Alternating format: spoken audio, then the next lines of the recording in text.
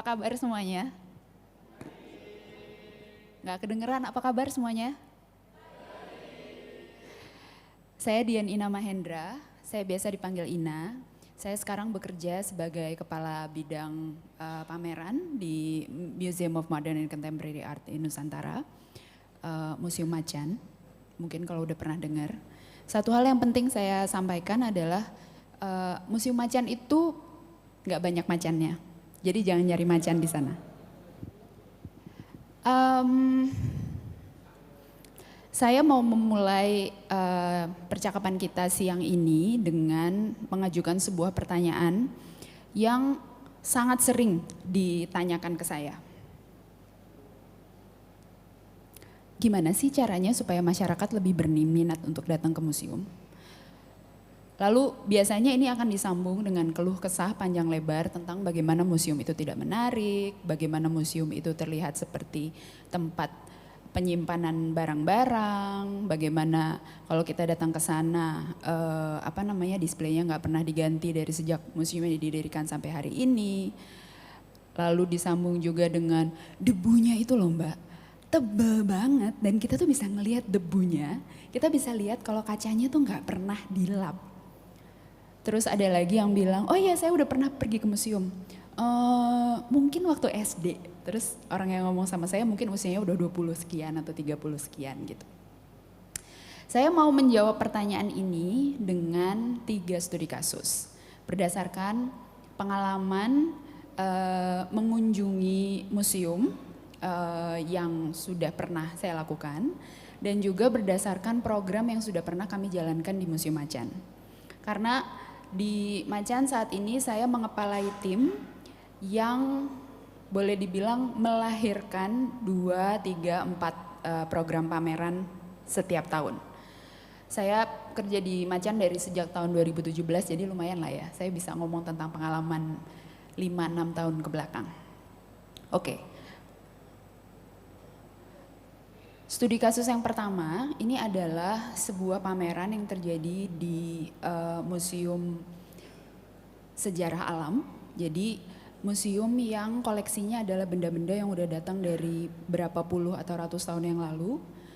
Kadang-kadang spesimennya itu ada yang berupa tanaman, ada yang berupa residu hewan gitu. Jadi museum yang kita tahu lah, museum sejarah gitu, yang banyak juga, kan ada sekitar 500-an museum di seluruh Indonesia. Saya akan bicara tentang bagaimana museum ini membuat pameran berdasarkan sudut pandang yang menarik. Waktu itu yang saya datangi adalah pameran tentang racun. Sebelum saya masuk, habis beli tiket, terus ngantri masuk ke dalam, saya udah berpikir bahwa kalau kita ngomongin racun tuh berarti kayak yang di film-film tuh yang semuanya dimasukin ke dalam botol. Botolnya ada gambarnya tengkorak. Terus kayak megangnya harus hati-hati, semua kayak harus disuntikin gitu.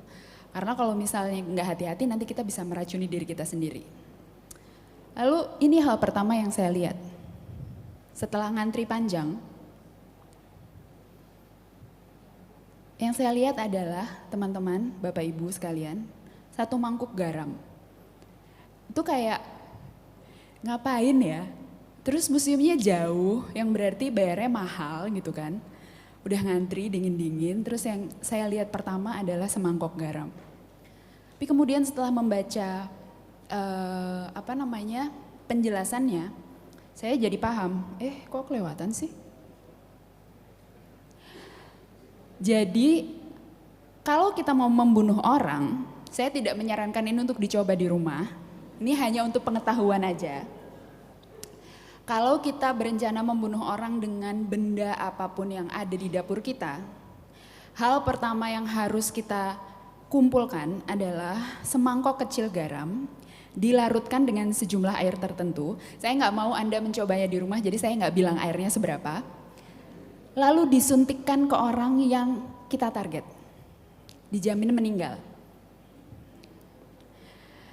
Lalu kemudian setelah saya masuk lagi lebih ke dalam, saya lihat bahwa pameran ini disusun dengan sudut pandang yang berbeda-beda. Pertama tadi sudut pandang kalau kita ingin membunuh orang. Lalu kedua, ini juga bukan hal yang saya sarankan, adalah sudut pandang kalau kita ingin membunuh diri sendiri. Jangan ya. Lalu sudut pandang yang ketiga dan keempat yang juga menurut saya menarik adalah bagaimana racun itu dilihat dari bentuk-bentuk kebudayaan yang sudah ada. Jadi misalnya sastra.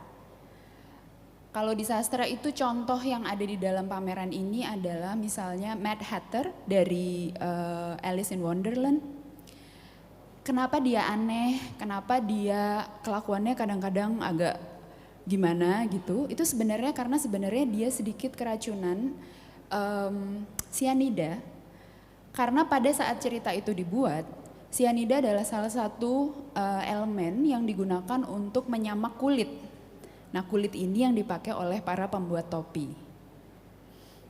Kemudian ada lagi cerita racun di dalam sastra adalah cerita Snow White, bener nggak ya?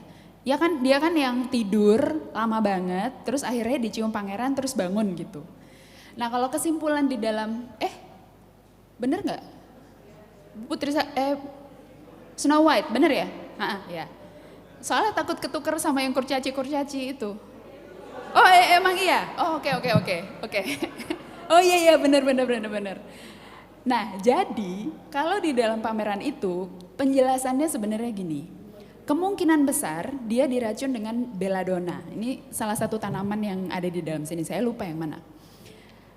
Karena diracun dengan belladonna, akibatnya adalah dia nggak langsung mati tapi tidur. Sebenarnya kalau dosisnya tidak ditambah, dia akan bisa bangun sendiri. Nggak masalah ada pangerannya atau enggak, dicium atau enggak, dia akan tetap bangun sendiri. Gitu. Tapi kebetulan timingnya pangeran ini pas. Dosisnya belum ditambah, ciumannya tepat waktu, jadi ketika dicium lalu kemudian dia bangun. Gitu. Artinya dari sudut pandang sastra, dari sudut pandang literasi, kemudian juga ada penjelasan racun itu tempatnya di mana sih dalam kehidupan masyarakat kita gitu.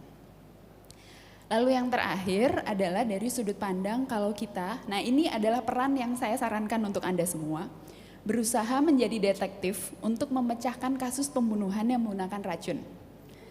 Di bagian akhir pameran ini lalu kemudian kita diberi semacam petunjuk, lalu kemudian kita diminta untuk menulis menurut kita kira-kira kasus-kasus ini tuh orang-orang ini diracunnya pakai apa.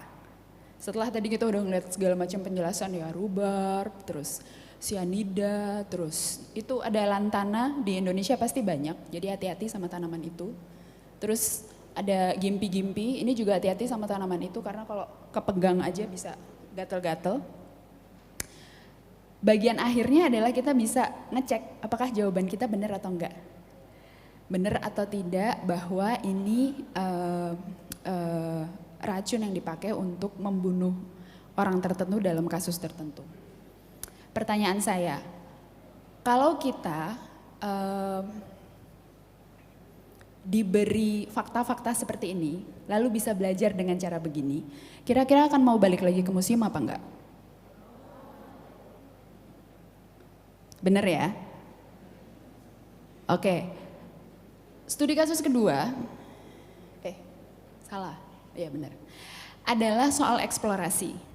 Nah ini sebuah pameran yang kami buat di Museum Macan tahun lalu, tahun 2022. Dan sebetulnya bukan hanya karena pameran ini menarik. Pertama, senimannya seniman Indonesia. Terus kedua, senimannya itu sebetulnya udah mulai aktif dari sejak masa reformasi sampai sekarang. Jadi kami sebetulnya berhadapan dengan 3 atau 4 lapis generasi. Jadi generasi yang seusia dengan seniman ini, terus generasi yang mungkin kayak 10 tahun di bawahnya, terus kemudian ada Gen X, lalu ada millennials, dan yang terakhir adalah Gen Z yang berarti lahirnya sekitar tahun 2000 sampai sekarang lah. Kami melakukan eksplorasi sebetulnya berdasarkan 2 hal. Pertama, berdasarkan karya yang beliau sering buat. Jadi mungkin udah tahu ya siapa orangnya. karya-karya beliau sebagian besar itu adalah berdasarkan wajahnya sendiri. Jadi dia nggak pakai wajah orang lain kecuali orang-orang yang sangat terkenal lah, Yasser Arafat gitu, siapa, Tom York. Selain itu dia membuat karya berdasarkan potret wajahnya, dieksplorasi dalam berbagai bentuk, 2 dimensi, 3 dimensi, instalasi, ada karya video dan lain sebagainya. Dengan melihat karya-karya beliau dan juga minatnya, karena minatnya luar biasa luas. Awalnya dari desainer grafis, jadi sangat berminat pada desain. Lalu kemudian berminat juga pada musik. Lalu juga banyak terhubung dengan dunia sastra karena karya-karya beliau banyak dijadikan cover buku, macam-macam. Kalau ada yang pernah baca Saman, karyanya Agus Wage itu dipakai untuk cover buku Saman. Dari situ, tim Macan ini untuk pertama kalinya semua departemen yang menyumbang untuk membuat pameran. Jadi mulai dari departemen desain, edukasi, terus bagian merchandise, toko, development, komunikasi. Itu datang dengan proposal yang tebal-tebal sampai akhirnya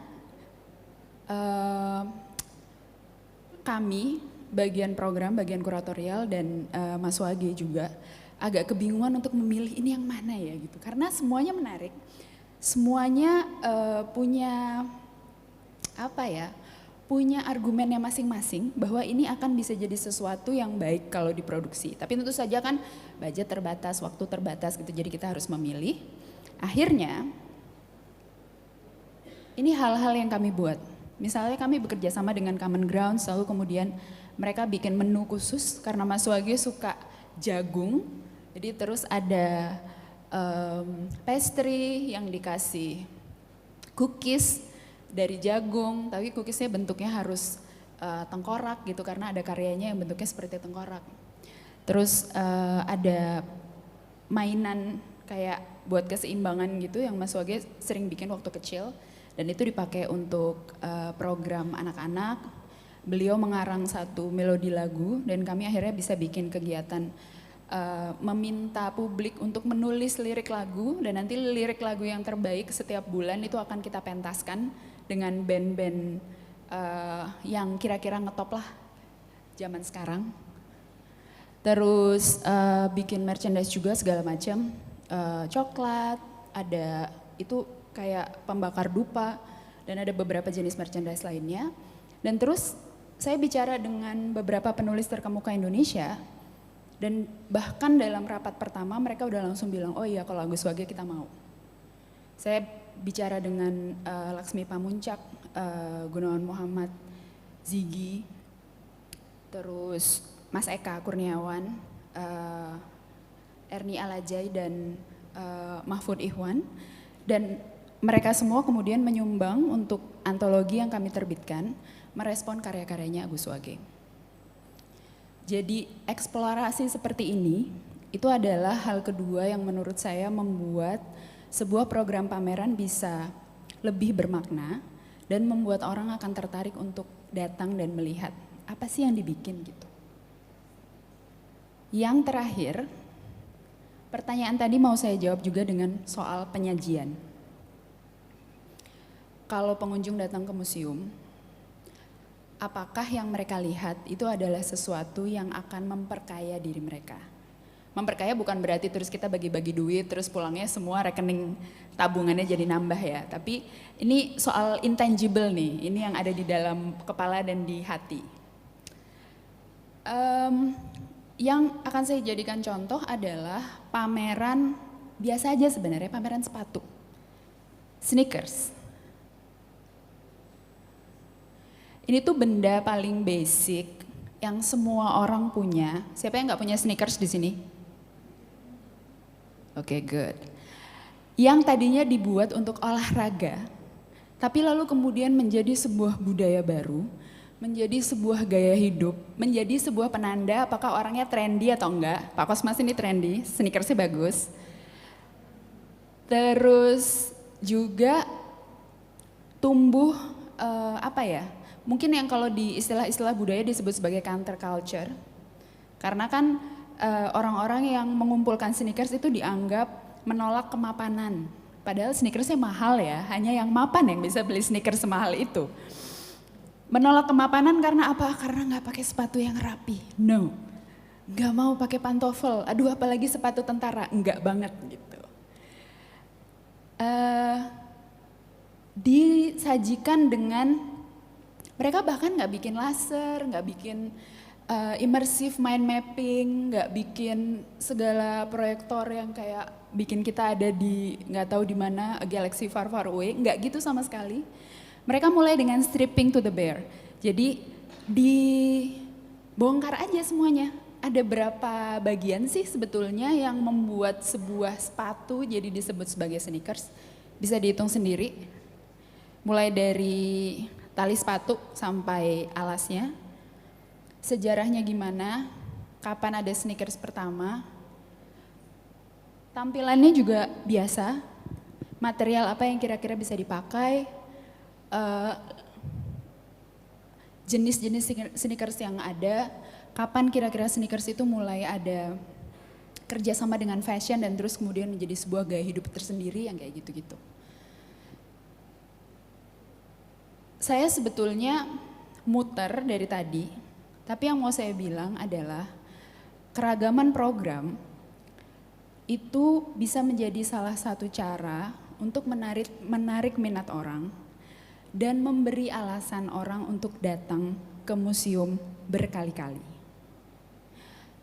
Karena mereka tahu, mereka bisa mengharapkan dapat pengetahuan baru, bisa mengharapkan sesuatu yang berbeda, bisa berkompetisi dengan temennya. Kamu belum pergi kan? Aku udah posting, gitu. Itu bisa jadi sebuah insentif, bisa jadi sebuah pemicu kita untuk memulai kebudayaan baru di antara kita sendiri, kebiasaan baru, yaitu kebiasaan untuk berkunjung ke museum. Kan kalau kita pergi nonton bioskop juga, kalau misalnya filmnya sekarang sama filmnya 3 bulan lagi sama aja, nggak mau balik lagi kan? Persis. Oke, lalu kita ke pertanyaan kedua yang juga sering ditanyakan ke saya. Gimana sih caranya supaya anak muda lebih banyak datang ke museum? Ada 3 hal. Jadi pertama, saya percaya bahwa anak muda itu pandai mencari informasi. Nah karena itu yang paling penting adalah kita tuh maksudnya saya dan orang-orang seumuran saya yang merasa lebih tua daripada anak muda ini, lalu punya kewajiban untuk menyebarkan informasi, edukasi dan entertainment itu tadi, saya colong dari presentasinya Pak Kosmas, untuk mereka yang datang ke museum. Karena mereka pandai mencari informasi berarti kita harus memberikan akses yang menyeluruh terhadap informasi itu. Jadi kalau kita pasang satu artefak di museum, kita nggak bisa hanya masang artefak tanpa penjelasan. Kita nggak bisa hanya tulis penjelasan teknis aja, jadi oh ini bahannya dari emas, oke. Ini ukurannya 35 cm, iya, terus. Bendanya itu apa? Konteksnya bagaimana? Apa relevansinya? Kenapa kita harus tahu ini sekarang? Penting atau enggak? Kalau penting kenapa? Kalau enggak penting kenapa? Kenapa dia baru balik sekarang? Kenapa begitu lama dia pergi jauh dan kita nggak bisa ngelihat? Kenapa kita harus ngelihat ke tempat lain untuk bisa lihat barang yang sebenarnya punya kita sendiri?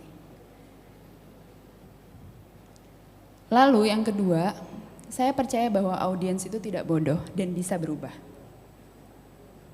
Jadi kalau ada yang nanya, di Macan orang pada pegang-pegang karya apa enggak sih? Pegang. Dulu. Sebelum pandemi itu lebih susah untuk membuat orang membaca peraturan dan mengikuti protokol daripada setelah pandemi. Itu salah satu hal yang saya syukuri dari pandemi, orang jadi terbiasa ngelihat peraturan dan mengikuti peraturan karena di mana-mana ada peraturan. Gitu. Dan dikasih plinth, jadi kayak lebih jauh gitu 1,5 meter kan tangannya nggak nyampe kalau mau megang. Dia memang harus ada caranya gitu.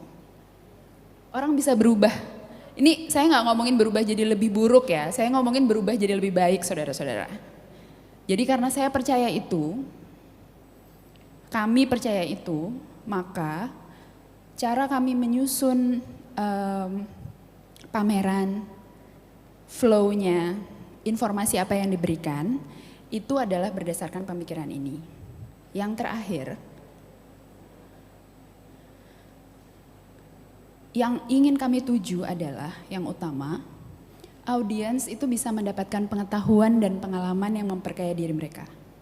Jadi sebelum mereka masuk ke dalam pameran, sampai ketika mereka keluar dari pameran itu, masing-masing audiens bisa menjawab sendiri apakah mereka kemudian jadi lebih tahu, pengetahuannya bertambah atau tidak tentang subjek atau topik yang dibahas dalam pameran ini. Dan apakah itu membuat mereka berminat untuk mencari tahu lebih lanjut. Jadi kalau tadinya nonton pameran sneakers, belinya cuma Chuck Taylor aja, mungkin habis itu jadi beli Adidas juga. Karena jadi lebih tahu misalnya. Gitu. Tapi sebetulnya kalau saya boleh bicara atas nama tim Macan, salah satu ukuran keberhasilan dan salah satu ukuran masa depan yang sudah bisa kami capai itu adalah kalau sudah nggak ada lagi yang nanya, Museum Macan ada macannya apa enggak? Terima kasih. Selamat siang.